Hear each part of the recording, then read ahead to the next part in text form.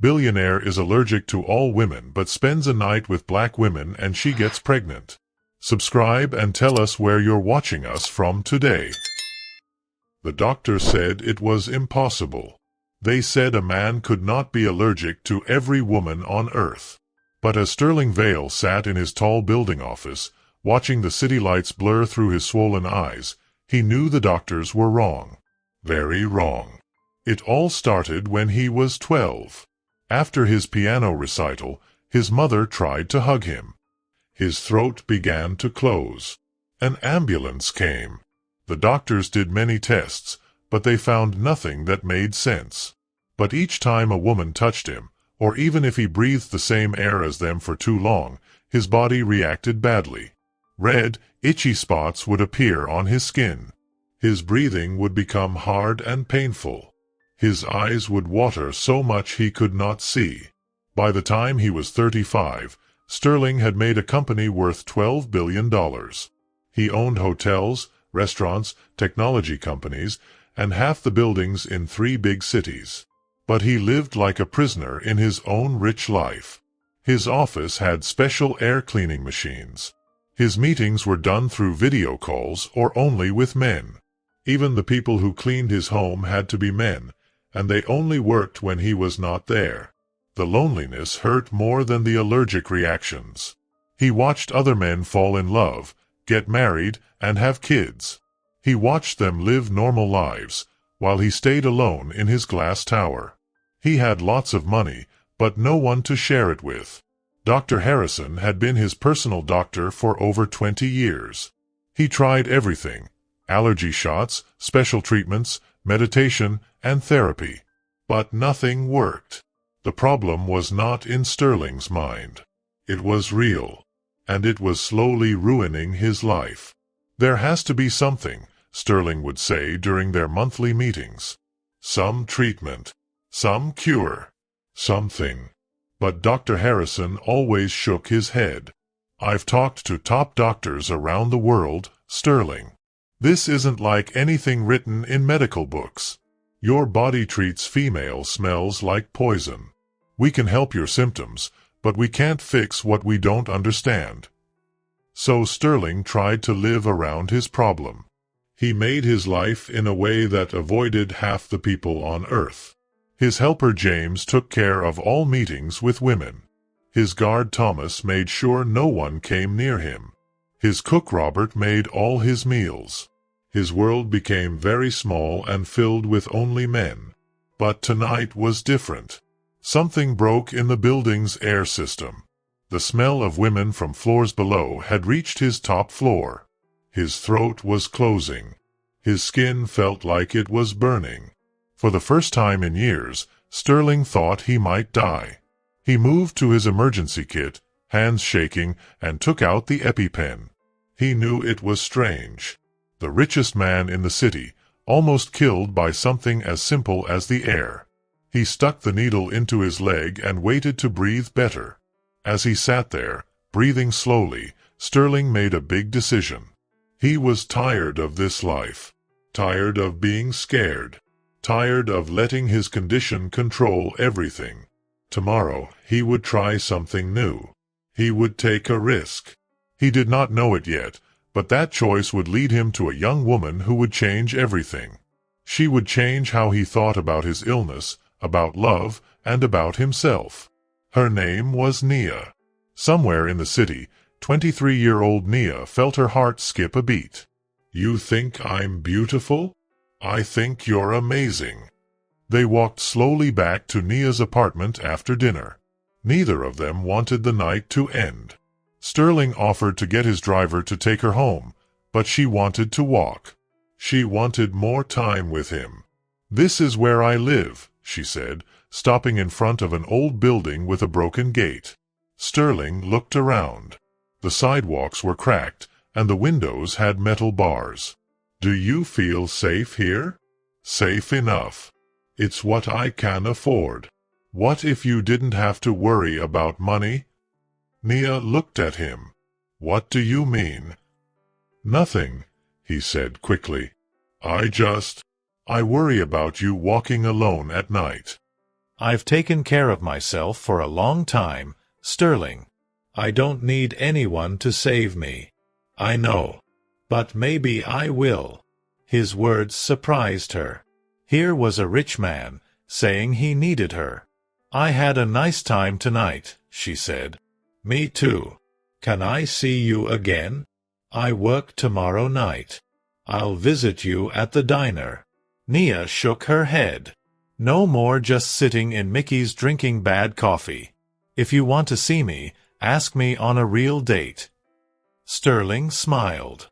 Nia Williams, would you have dinner with me tomorrow night? Yes, she said. I would. He leaned closer, like he wanted to kiss her. But he stopped, confused. What's wrong? She asked. I don't know if I can. Can what? Touch you. Kiss you. With my condition. I've never been close to someone like that. I don't know what might happen. Nia felt sorry for him. He looked so strong, but he was afraid of something as simple as a kiss. We'll figure it out, she said. Together. Sterling nodded. He looked both thankful and scared.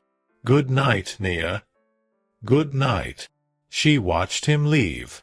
After he turned the corner, she went inside. As she walked up the stairs to her apartment, she thought about what he had said. He had never been close to anyone before. This rich, handsome man had lived alone all his life because he could not be near women. Until now. Until her. That felt like a big responsibility. She was the only woman who could touch him. The only one who could give him love, hugs, and kisses. It felt like a lot, but also special. She opened her door and stepped into her small home. It had one bedroom, a tiny kitchen, and a second-hand couch. It wasn't much, but it was hers. She thought about Sterling's big, fancy home. She had never been there, but she could imagine it. The difference between their lives was huge. But then she remembered how he looked at her during dinner.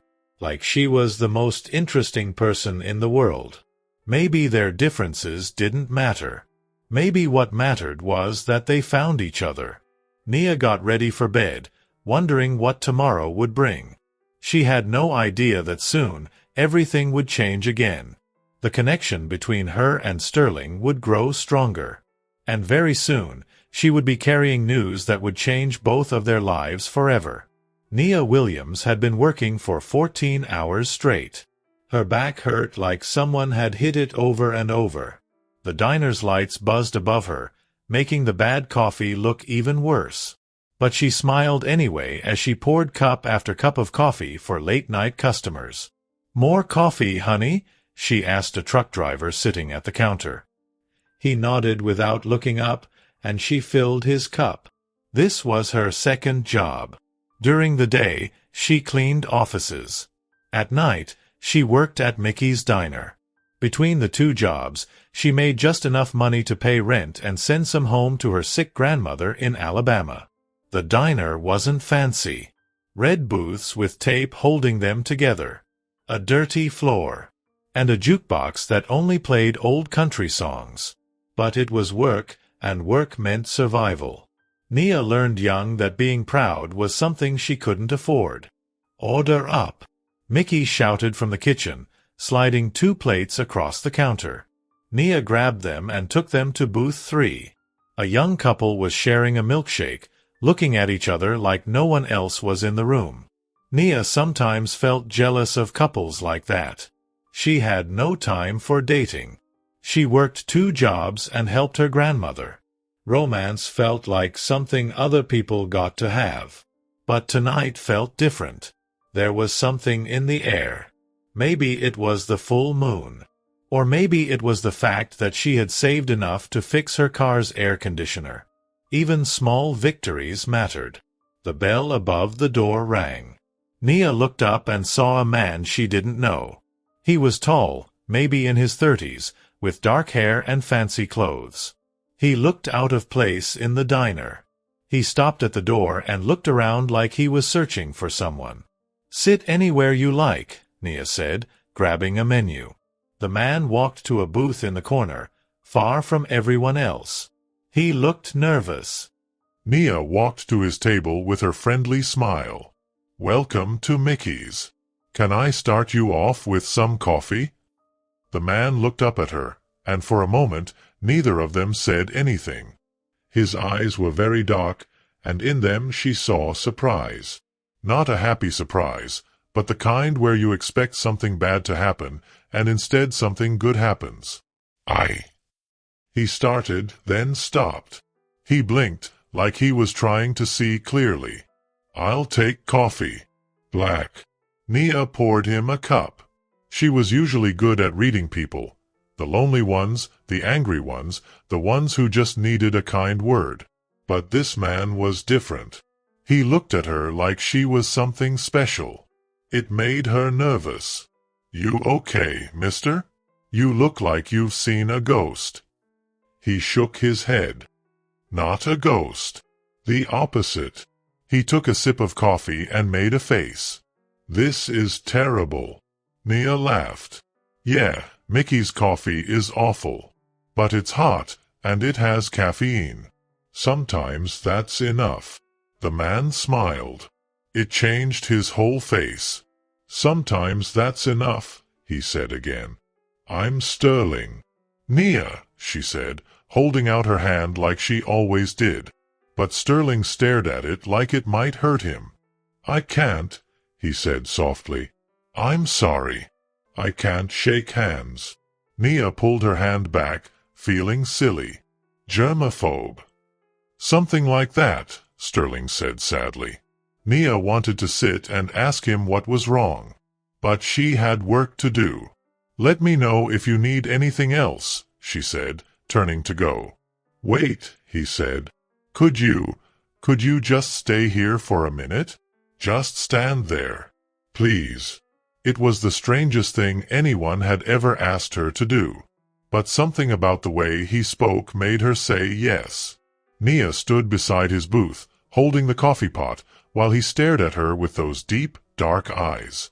"This can't be real," he whispered. "What can't be real?" she asked, but Sterling just shook his head and took another sip of the bad coffee. Nia didn't know why, but she felt like her normal night had just turned into something different. Something important.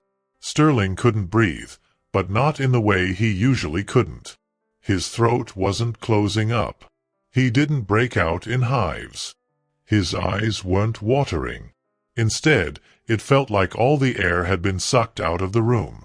Because this young woman was standing only a few feet away from him, and nothing bad was happening.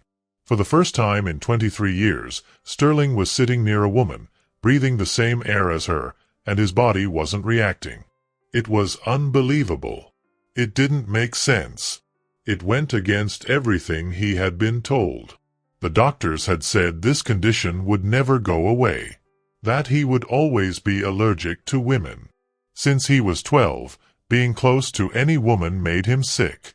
But here he was, and he felt completely fine. "Are you sure you're okay?" Nia asked, sounding worried. "You look really pale." Sterling made himself focus on her face. She was beautiful in a quiet, simple way, like an old photo.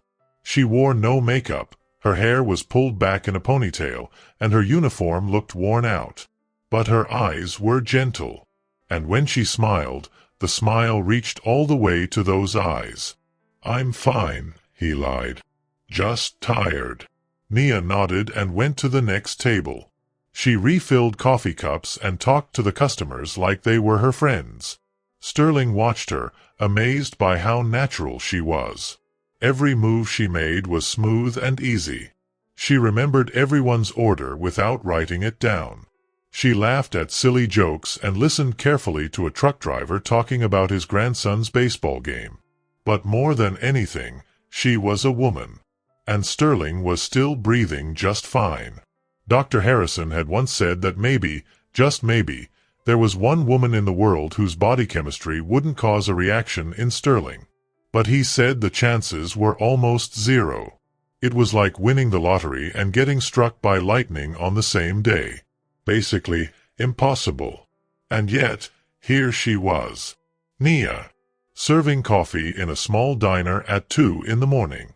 She had no idea that she might be the answer to the problem that had ruled Sterling's life. He stayed at the diner until they closed. He kept ordering food he didn't really want and drank coffee that tasted like old dishwater. Every time Nia came to check on him, he was still amazed that he wasn't having a reaction. "We're closing up," Nia said around 4 a.m. "Mickey has to close the register." Sterling nodded and pulled out his wallet. The smallest bill he had was a $100 note. He placed it on the table without thinking. Nia's eyes widened. "Sir, your coffee and pie were only $8. "Keep it," Sterling said, getting up. He felt a little lightheaded, but not from an allergic reaction. From hope. "I can't take that much money for just coffee and pie." "Then call it payment for the conversation." Nia looked confused. "But we hardly talked." Sometimes, the best conversations are the quiet ones. Sterling walked toward the door, but then stopped and turned around to look at Nia. She was still staring at the $100 bill like it might vanish. "Will you be here tomorrow night?" he asked. "I work 5 nights a week," she said. "But why would you want to come back? The coffee really is terrible." Sterling smiled. "Maybe I'm not coming back for the coffee." He walked out into the early morning air. The city was still mostly asleep. A few taxis rolled by. Some early workers were heading to their jobs. Sterling walked 12 blocks to his apartment building, his mind racing. Everything had changed. If Nia really was the one woman who didn't make him sick, then maybe, just maybe, he didn't have to hide anymore. Maybe he could live a normal life. Maybe he could fall in love. But he knew it wasn't that simple. What if it was just a strange mistake? What if tomorrow his body reacted again? What if Nia wanted nothing to do with a rich man who lived like a ghost? He got to his building and took the private elevator up to his penthouse. The sun was starting to rise, painting the sky in pink and orange. Sterling made himself a cup of good coffee, not like the terrible stuff at the diner, and stood at the window, looking at the city. Somewhere out there, Nia was probably walking home, tired from her shift, wondering about the strange man who had left her a huge tip. She didn't know she might be the most important person in Sterling's life. He had to see her again. He had to know if this was real. But he had to be careful too. If people found out about his condition, and about Nia, it could be dangerous. People might use her to hurt him. They might see her as a weakness. Sterling finished his coffee and made a choice. He would go back to the diner. He would test his theory. And if Nia really was the one, he would try to be in her life without ruining it. He just hoped she would let him. Nia couldn't stop thinking about the $100 bill. She had folded it and placed it carefully in her wallet, but she kept taking it out to make sure it was real. $100 could buy 2 weeks of groceries. It could cover her car payment. It could help her breathe a little easier. But it wasn't just the money she kept thinking about. It was Sterling. There had been something in his eyes. Like he was searching for something he lost a long time ago. And when he asked her to just stand there next to him, it was like she meant something important to him. She'd met plenty of odd customers during her late-night shifts. The diner attracted all kinds. But Sterling felt different. He seemed sad. Maybe lonely. But also kind. Really kind. The next afternoon, Nia was cleaning an office building. She pushed her cleaning cart from floor to floor, taking out trash and wiping desks. Her mind kept wandering back to Sterling. The offices were mostly empty during her shift. People had gone home for the day. Nia saw pictures of families, coffee cups, and plants that needed water. Sometimes she wondered what it would be like to have an office job. To wear nice clothes and carry a briefcase. To have meetings. But then she remembered why she dropped out of high school. She had taken care of her grandma. That kind of life seemed far away. On the 20th floor, she was dusting near the reception area when she noticed a nameplate, Vale Industries. The name sounded familiar, but she couldn't place it. Rich companies all sounded the same to her. By the time she finished her shift and grabbed a quick dinner, it was almost 10 p.m., time to head to Mickey's. She wondered if Sterling would come back. She was surprised to realize she hoped he would. The diner was much busier than usual for a Tuesday. A bus had broken down nearby, and lots of people came in for food and coffee. Nia was rushing between tables, taking orders and smiling. She was at the coffee station when the doorbell jingled. She looked up, and her heart skipped a beat. Sterling was back. He looked just as nervous as the night before. He scanned the diner until he found her, and then smiled. "Be right with you," Nia called, pointing toward the same booth. Sterling nodded and moved carefully through the crowd, trying not to bump into anyone. It took Nia 20 minutes to get to his table. She felt rushed and out of breath. "Sorry for the wait," she said, pouring coffee into his cup. "It's been a crazy night." "No problem," Sterling said. "I like watching you work." It could have sounded creepy, but it didn't. His voice had real respect in it. "It's not exactly brain surgery," Nia joked. "Maybe not. But you're good at it. You make everyone feel welcome." Nia felt her cheeks turn pink. She wasn't used to compliments, especially from someone like him. "Thanks. That's sweet of you. Can I ask you something?" "Of course," Sterling said. "Do you ever want to do something else? Something different?" Nia paused, holding the coffee pot mid-air. It was a strange question. Personal. Almost too personal. "Like what?" "I don't know. You seem like someone who could do anything." "Well, I want to pay my bills and take care of my grandma," Nia said. "These jobs help me do that. So, yeah, they're what I want right now." Sterling nodded. But Nia could tell he had more to say. Before he could, Mickey called out that Order 23 was ready. She went back to work. The night flew by. Sterling stayed until they closed. Again. He drank the bad coffee and watched Nia like she was the most interesting thing in the room. When it was time to close, he left another $100 bill on the table. "You can't keep doing this," Nia said, following him to the door. "Doing what?" "Leaving huge tips. That's more than most people make in a whole day." Sterling shrugged. "Maybe I just really value good service." "Sterling," Nia said, and he turned around. Something about the way she said his name made him stop. "What's really going on? Why do you keep coming back to a place with terrible coffee? Why do you look at me like I'm someone from your past? And why are you leaving $100 for an $8 meal?"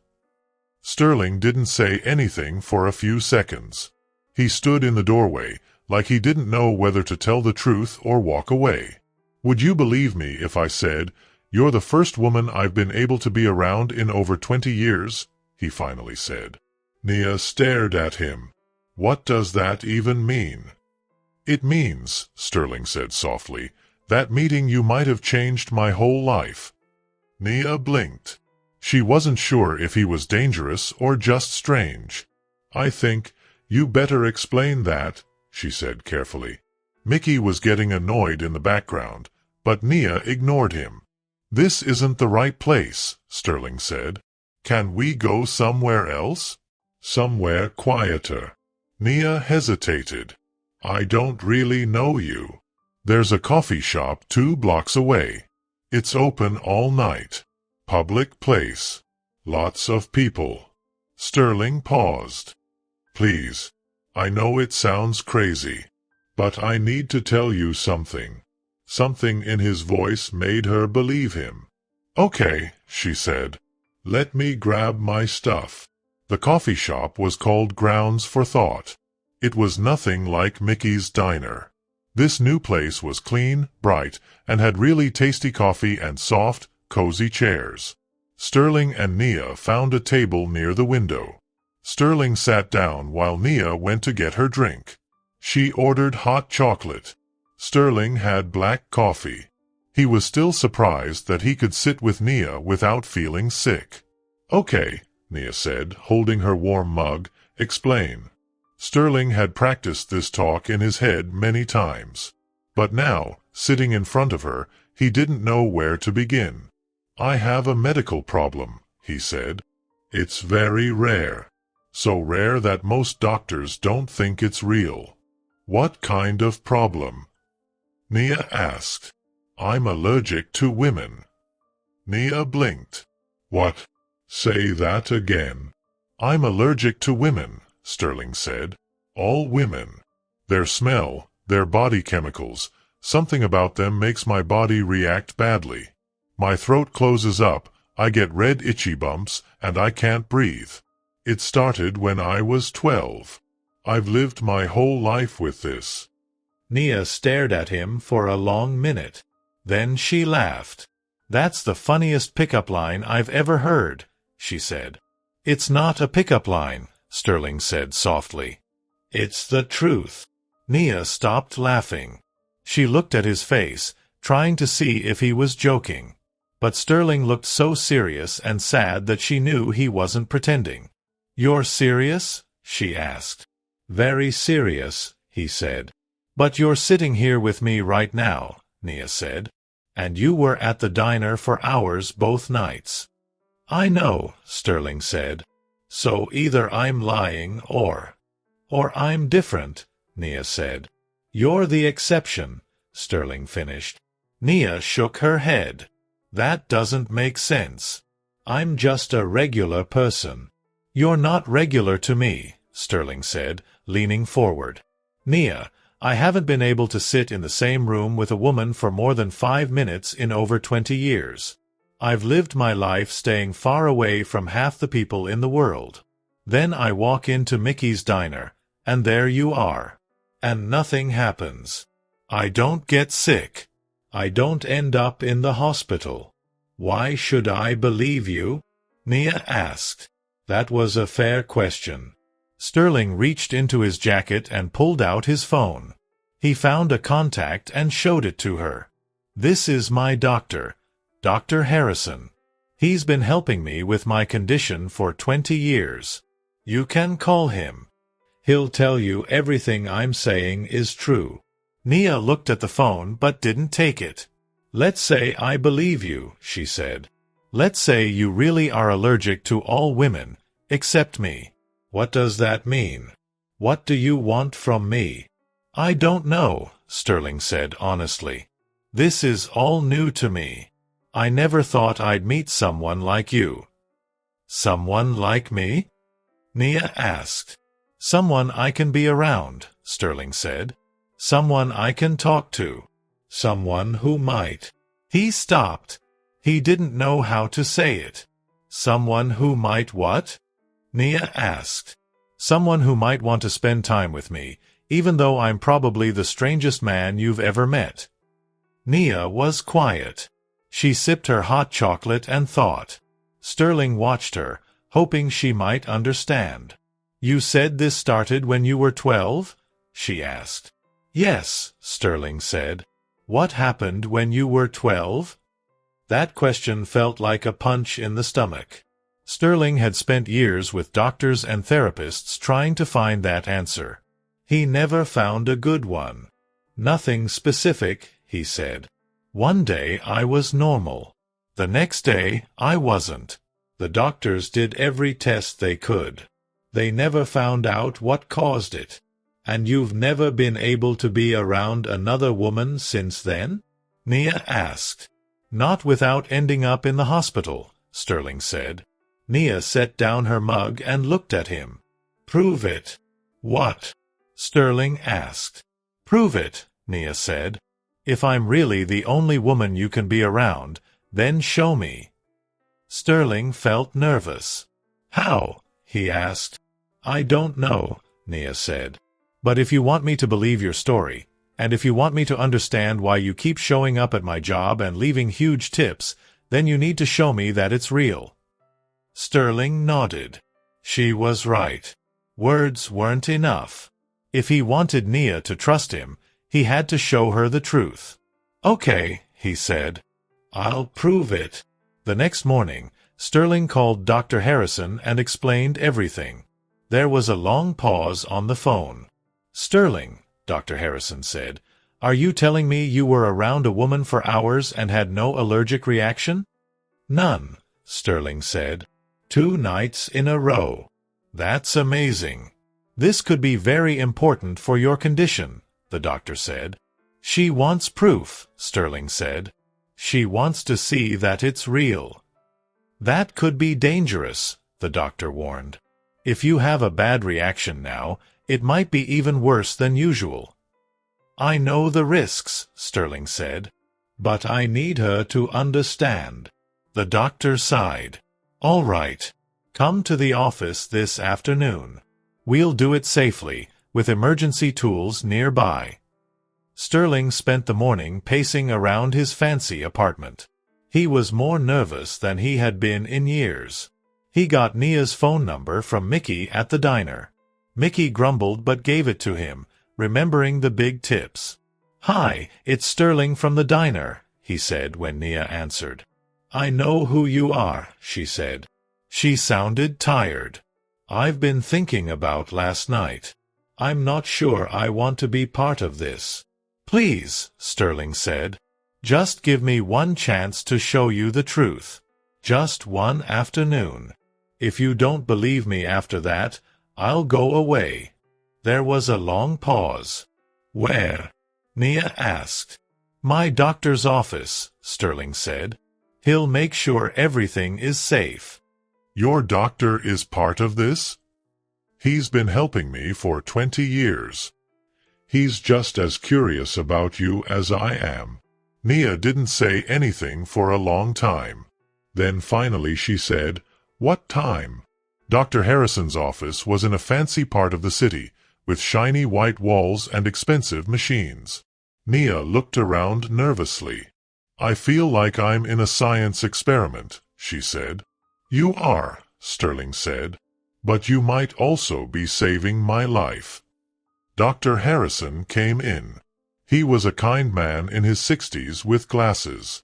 He shook Nia's hand. Then he turned to Sterling. How are you feeling? The doctor asked. Fine, Sterling said. Totally normal. Remarkable, the doctor said, writing on his tablet. Ms. Williams, Sterling told you about his condition? Yes, Nia said. But I don't really understand how it's possible. Neither do we, Dr. Harrison said. In 23 years of treating Sterling, I've never seen anything like this. His body reacts very badly to women. But not with you. Apparently not, Nia said. That's why we're here, the doctor said. Then he looked at Sterling. Are you sure you want to do this? Sterling nodded. I need to know if this is real. Dr. Harrison left the room and came back with a nurse. She looked very normal, just a middle-aged lady. But as soon as she walked into the room, Sterling's face turned red. He started to get itchy bumps. He was having trouble breathing. Oh no, Nia whispered. Enough, Dr. Harrison said, and the nurse quickly left. He gave Sterling an inhaler. After a few minutes, Sterling felt better. Nia stared at him. That really happened? It always happens, Sterling said. With every woman. Except you. Dr. Harrison took more notes. Nia, I need to ask you some questions, he said. Anything special in your family history? Any unusual health stuff? For the next hour, the doctor took blood and did tests on both of them. Sterling sat there, still amazed that he could be near Nia and feel fine. This is something we've never seen before, Dr. Harrison said. I'll need more tests. But right now, It looks like Nia's body works with Sterling's in a special way, like a key fitting a lock. Nia looked confused. What does that mean? Sterling spoke quietly. It means, you're the only woman in the world I can be near. The only one I can talk to. Maybe even. He didn't finish the sentence. This is a lot, Nia said. I need time to think. Of course, Sterling said. Take all the time you need.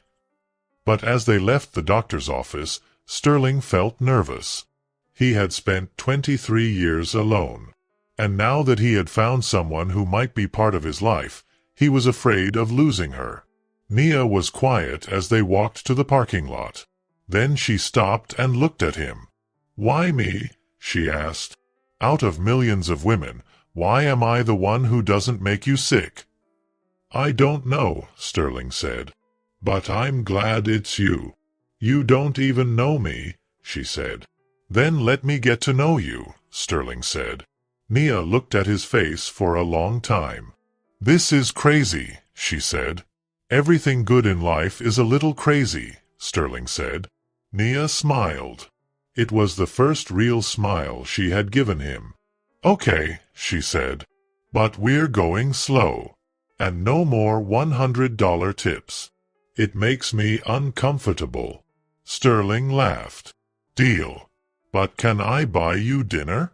Somewhere with better coffee than Mickey's. I guess that would be okay, Nia said. But not too fancy. I don't have fancy clothes. You don't need fancy clothes, Sterling said.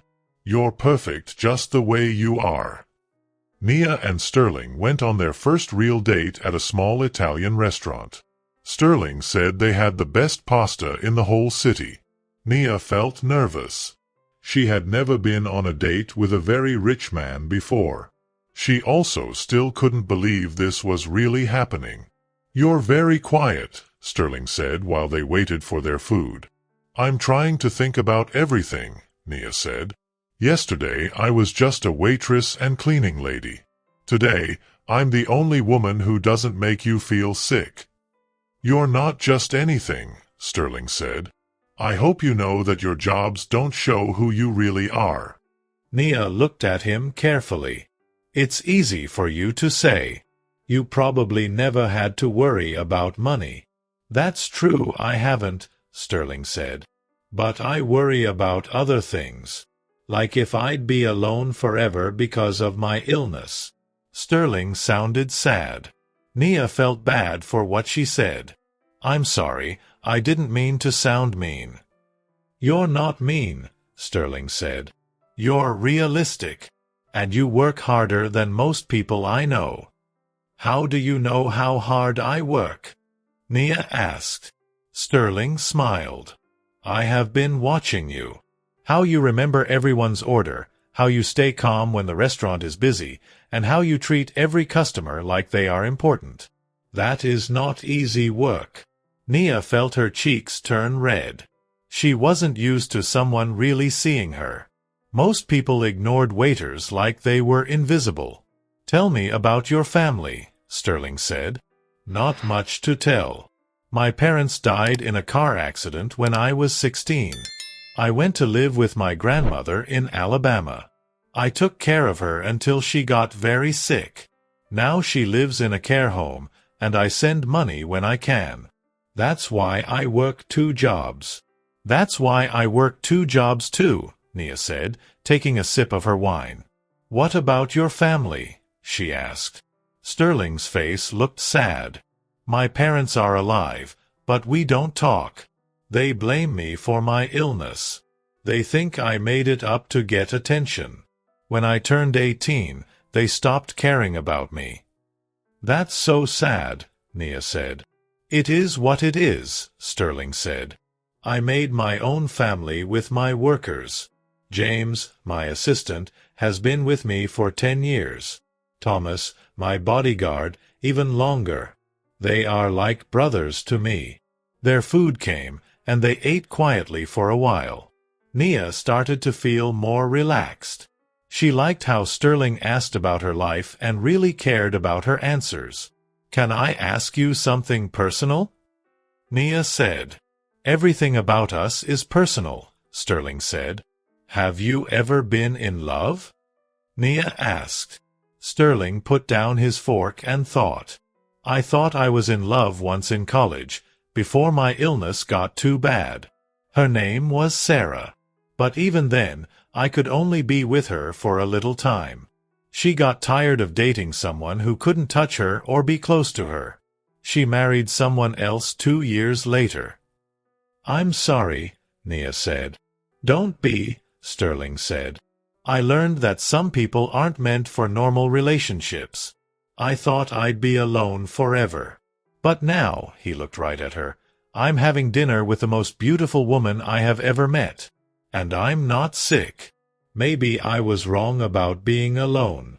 3 weeks later, Nia woke up feeling very sick. Her stomach hurt, her head ached, and the smell of coffee from her neighbor made her run to the bathroom. She had felt a little off for a few days, but thought it was because she was working too much and not eating well. Now, sitting on the bathroom floor, a scary thought came to her. It had been almost a month since she and Sterling had been close. They were both nervous because Sterling's illness could come back, but it hadn't. Being with Nia seemed to make Sterling feel better and happier. They had been careful, but 2 weeks ago, they got carried away. They forgot about the risks because being together felt so good. Nia leaned against the wall and tried to remember when her last period was. She had been so busy working and spending time with Sterling that she didn't pay attention. "Oh no," she whispered. "Oh no, oh no." She got dressed fast and walked to the pharmacy 3 blocks away. Her hands shook as she picked up a pregnancy test. The cashier was a teenager with bright pink hair. She gave Nia a kind look. "Good luck," the girl said softly. Nia hurried home and took the test. She sat on the bathroom floor for what felt like a very long time. When she finally looked at the test, her worst fear was true. Pregnant.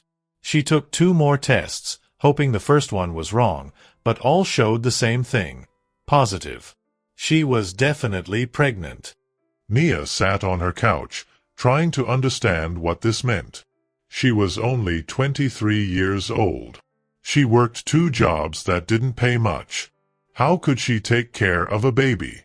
What would Sterling think? They had only been together for less than a month. This would change everything.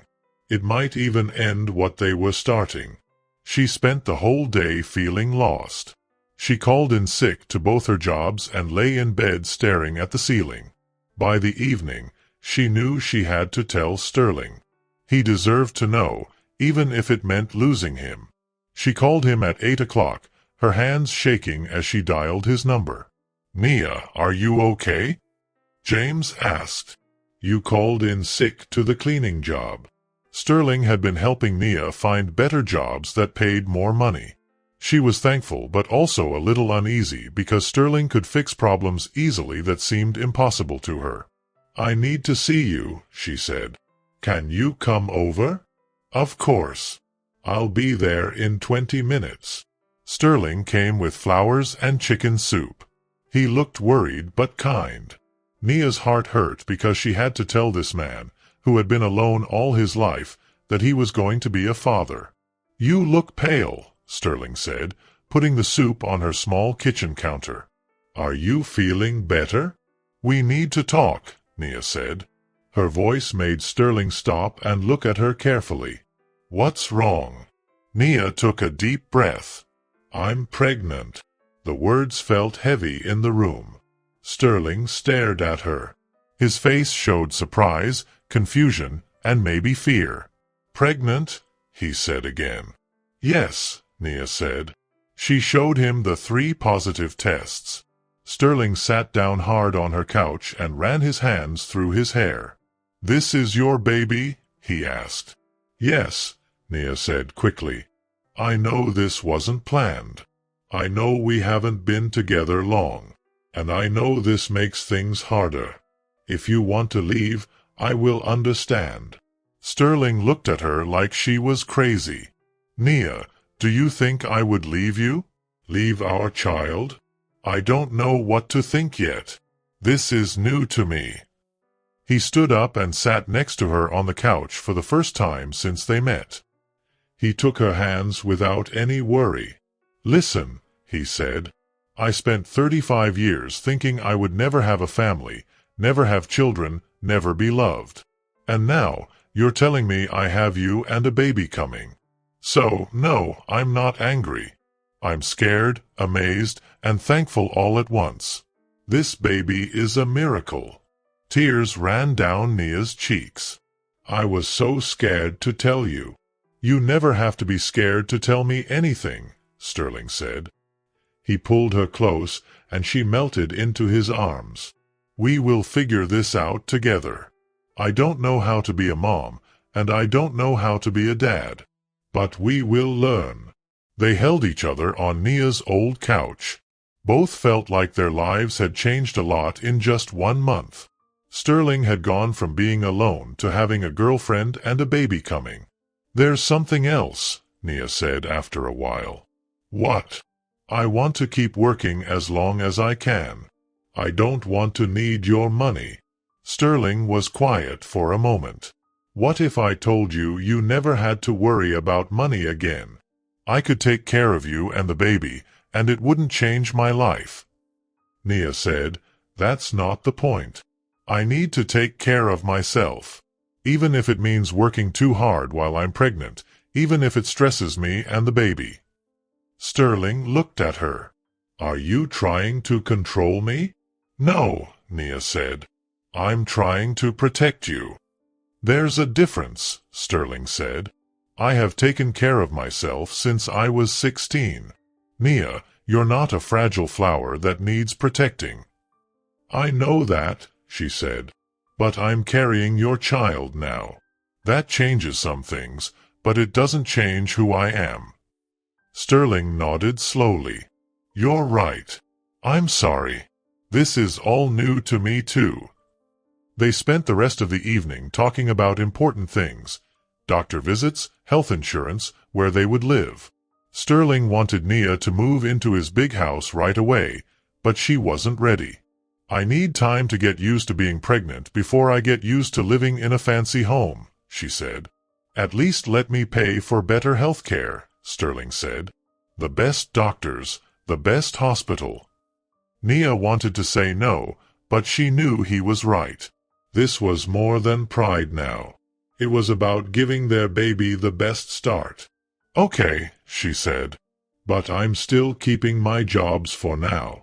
For now, Sterling agreed. That night, Sterling stopped at the door and turned to her.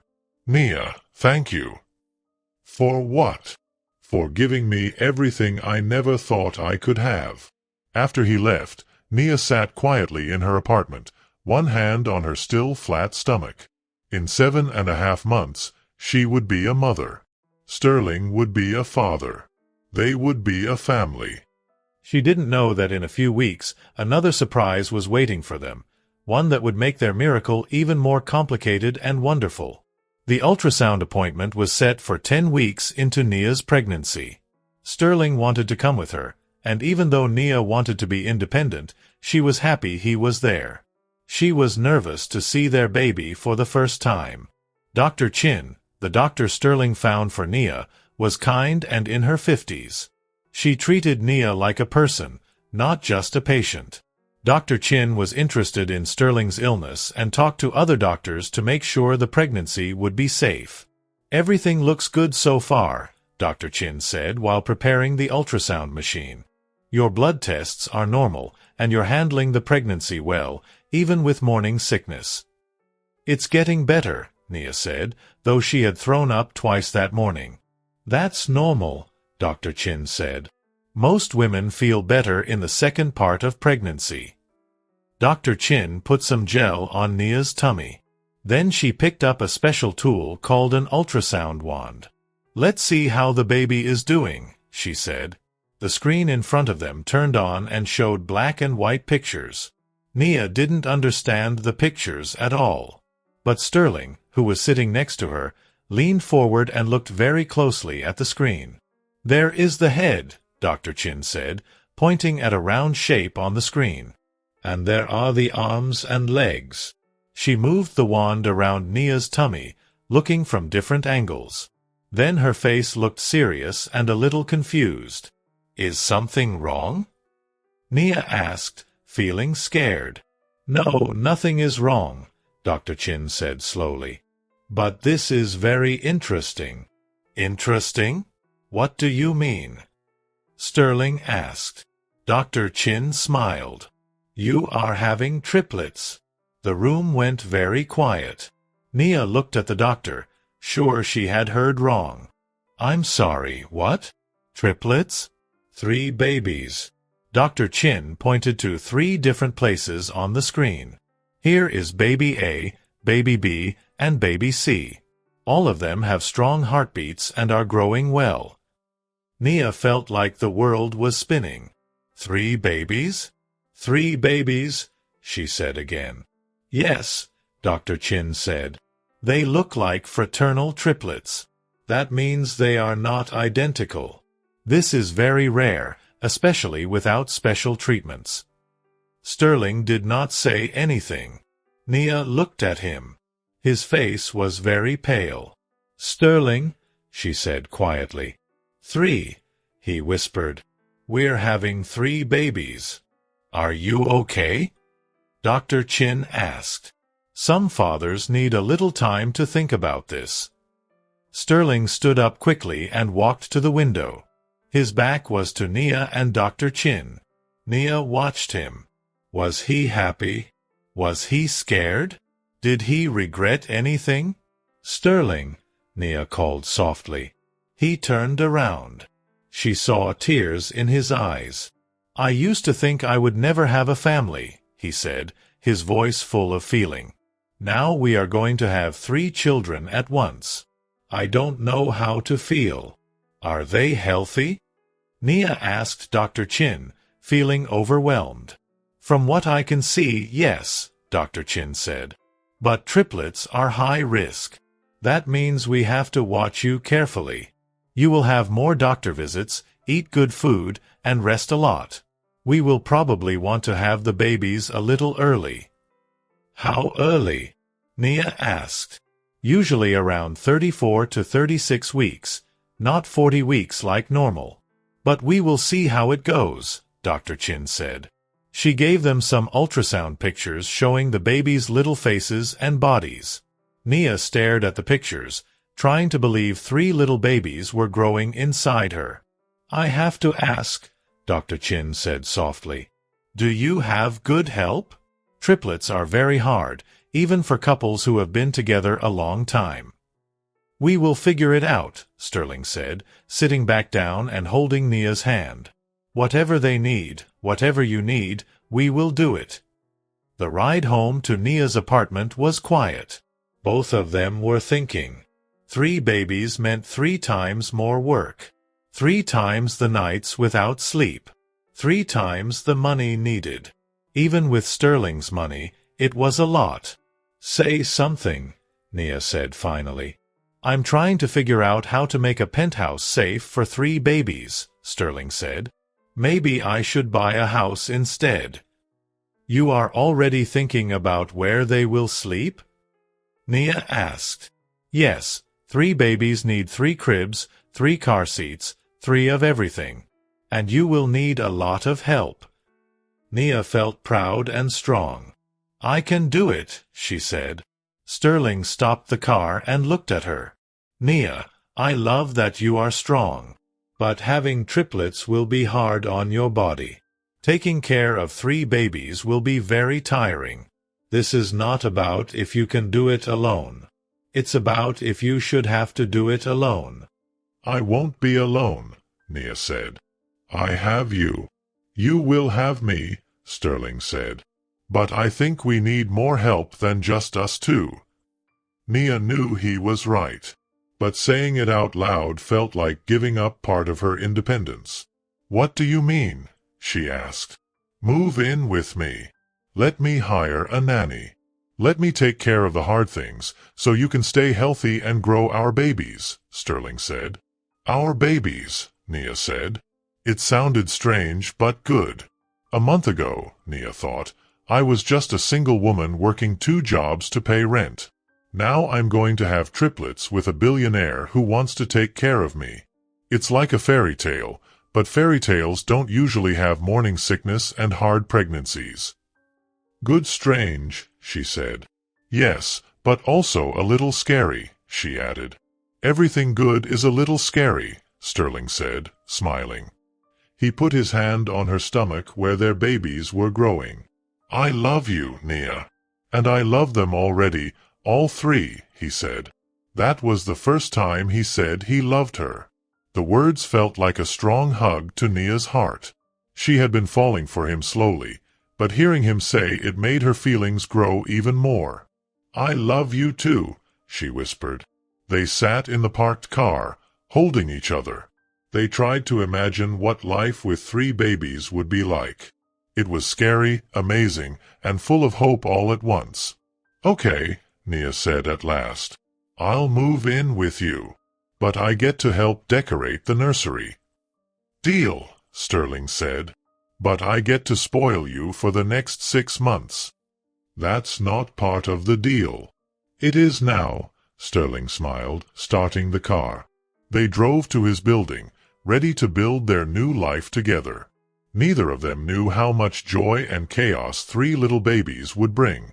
But soon they would find out. 6 months later, Nia woke up in Sterling's big bed.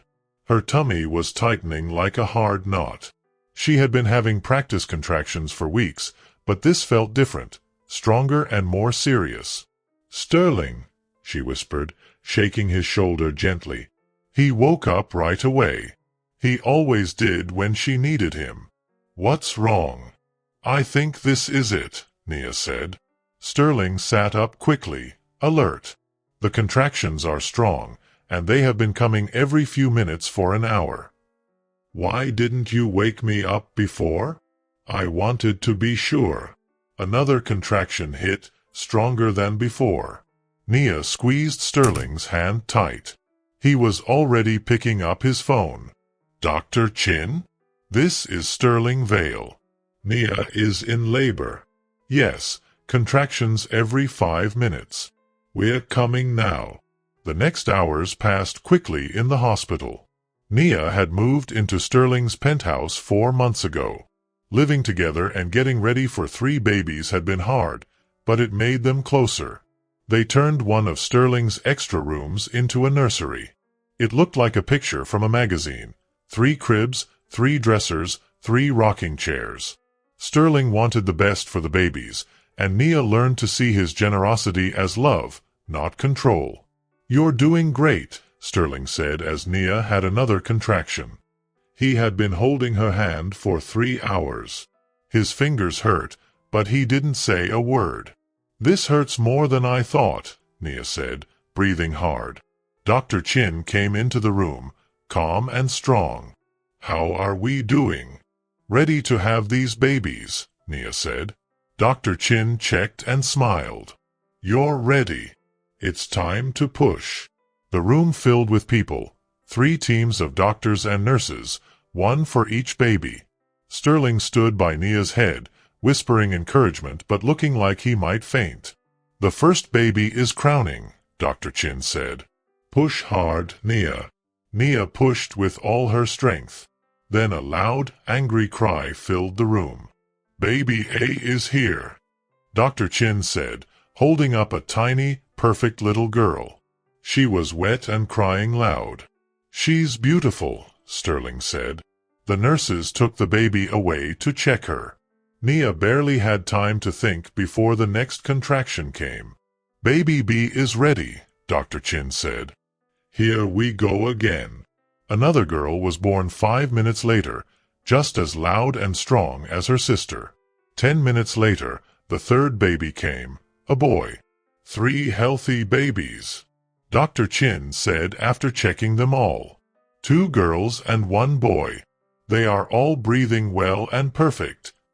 Sterling cried openly, staring at the tiny babies who were his children. They are small but a good size for triplets, Dr. Chin said. 5 pounds each, which is excellent. One by one, the nurses brought the babies to Nia.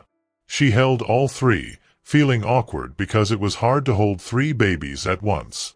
But she already loved them so much. "What will we name them?" Sterling asked softly, touching each baby's tiny hand. They had talked about names for months but never decided. Looking at the babies now, Nia knew what felt right. "Lena," she said, looking at the first girl. "Mira," she said, for the second girl. "And Eli," she said, for their son. "Lena, Mira, and Eli Reed," Sterling said softly. "I love it." "Vale Williams," Nia corrected. Sterling looked surprised but smiled. "I love that even more." The babies were taken to a special room called the NICU for a little while because they were born early. Dr. Chin said it was just to make sure they were healthy and gaining weight. Later that evening, after visitors left, Sterling and Nia sat in the hospital room. They were tired but very happy. "I can't believe they are here," Nia said. "They are perfect," Sterling said. "All three." "Are you scared?" Nia asked. "Terrified," Sterling said. "But also happier than I have ever been." Nia held his hand. "We can do this, right? 3 babies at once? We have help." "Mrs. Edna Rose starts Monday," Sterling said.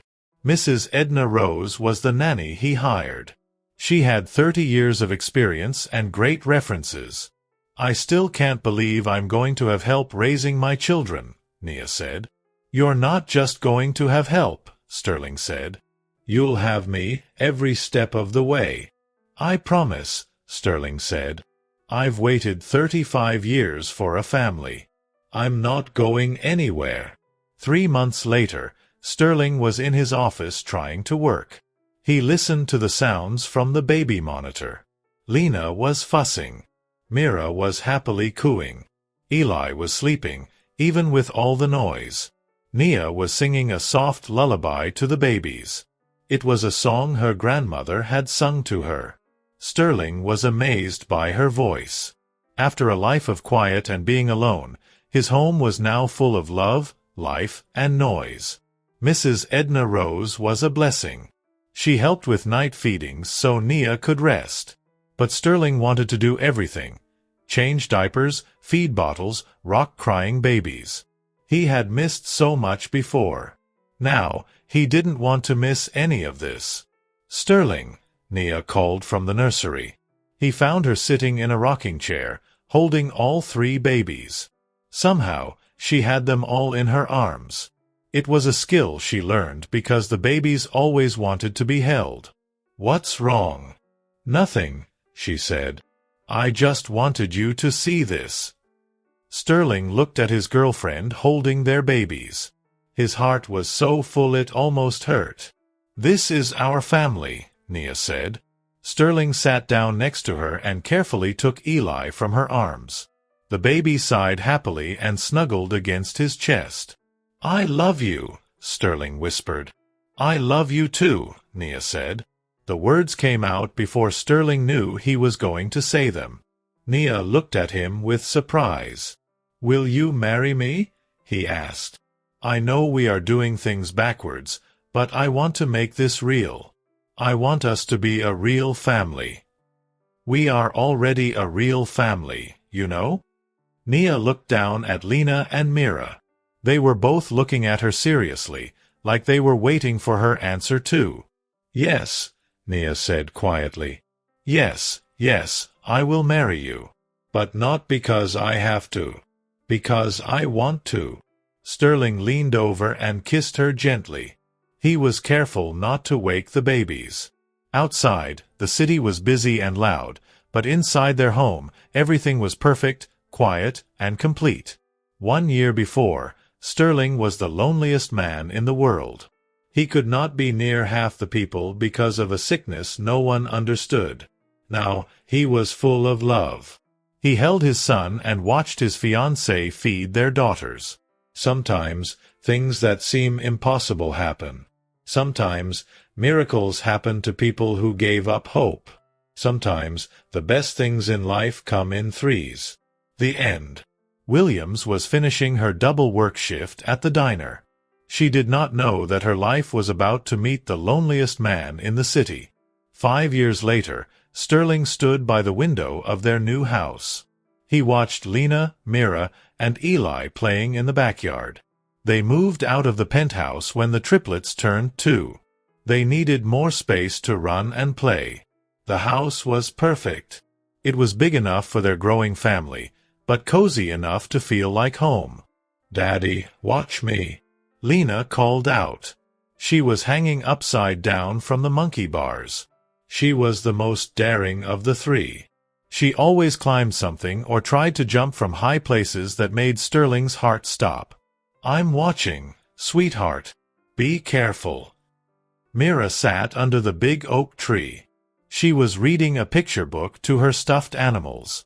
Even at 5 years old, she was quiet and liked to spend hours with her books and imagination.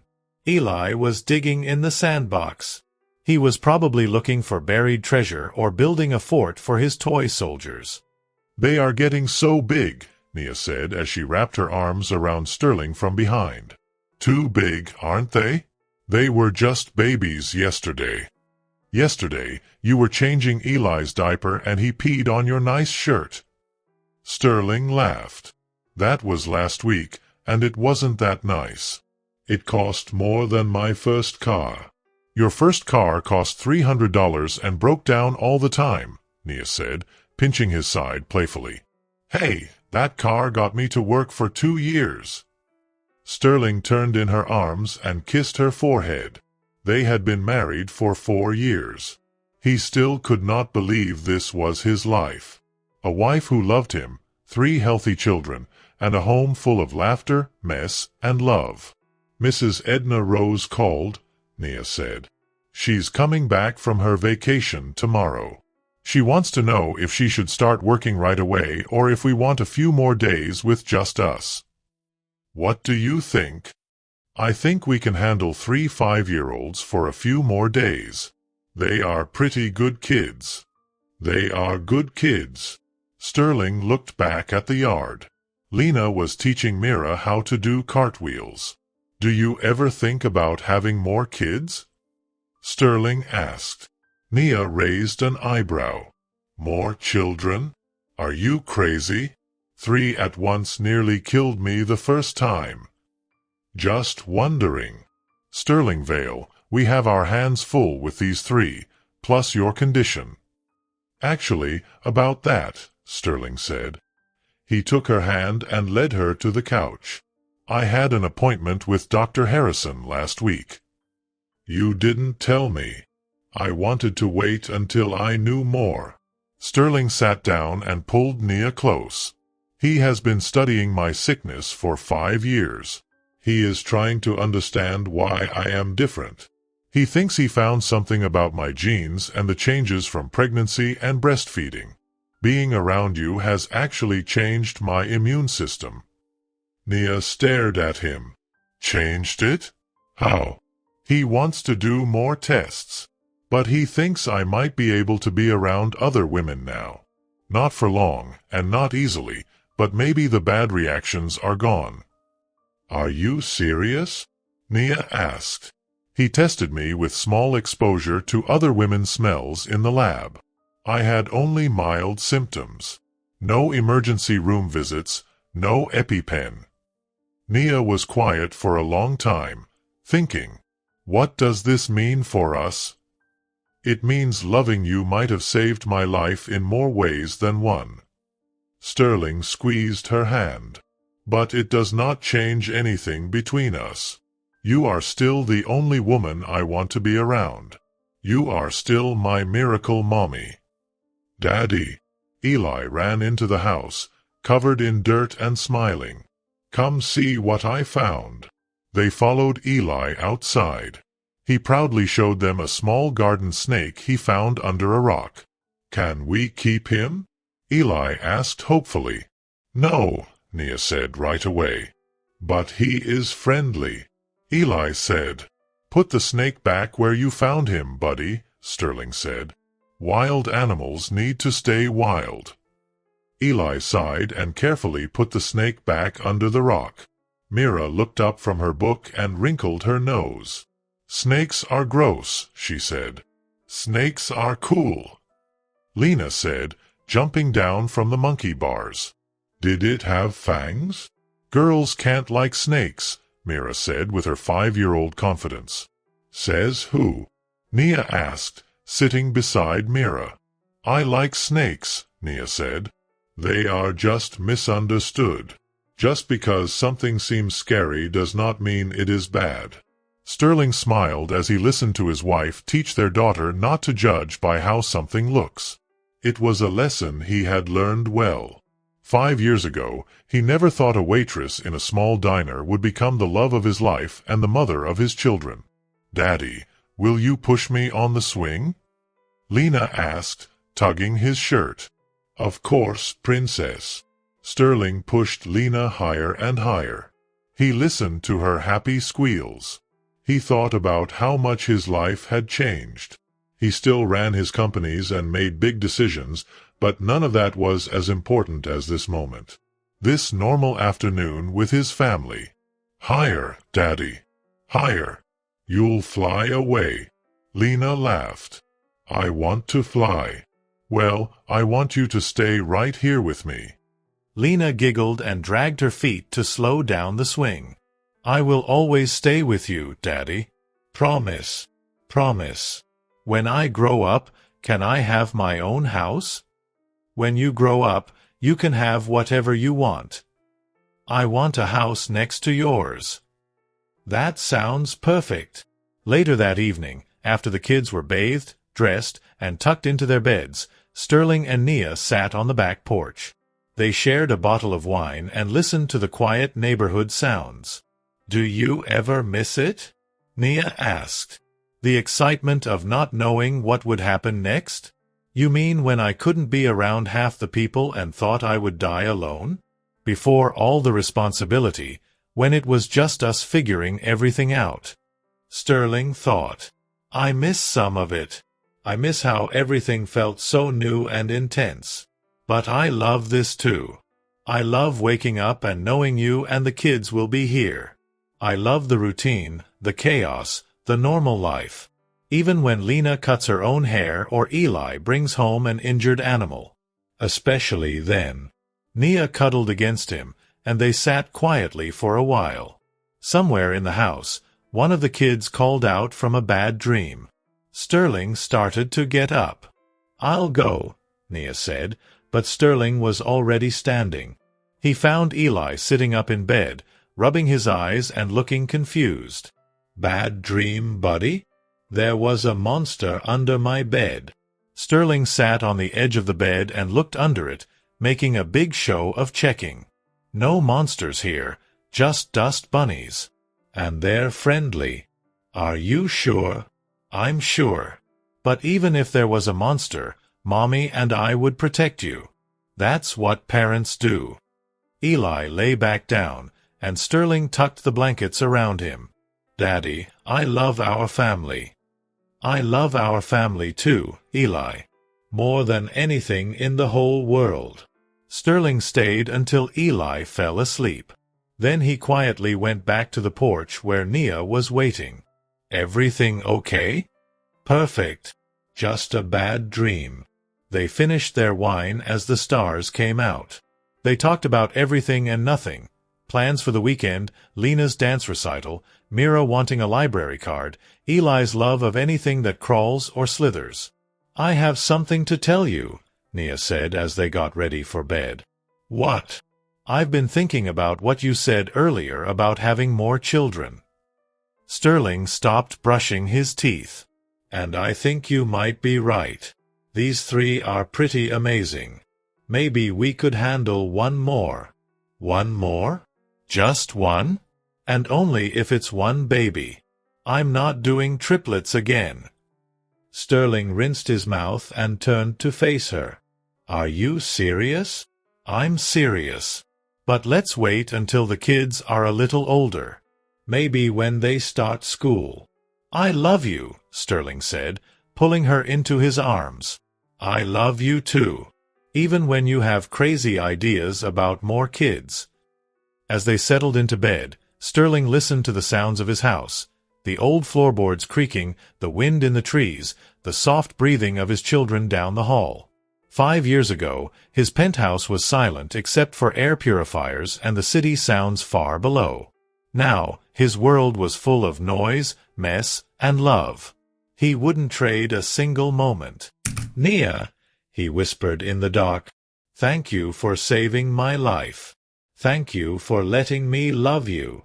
Sterling drifted to sleep thinking about the future, watching his children grow, maybe having one more baby, and growing old with a woman who made the impossible possible. He spent 35 years thinking he was broken and alone. But Nia showed him that being different was not a curse. It was a way to find the right person at the right time. Sometimes, if you are very lucky, that person loves you back just as much. Sometimes, you build a life together better than you ever dreamed. Sometimes, miracles really do happen. Thanks for watching. If you liked the story, don't forget to subscribe, like, and share your thoughts in the comments.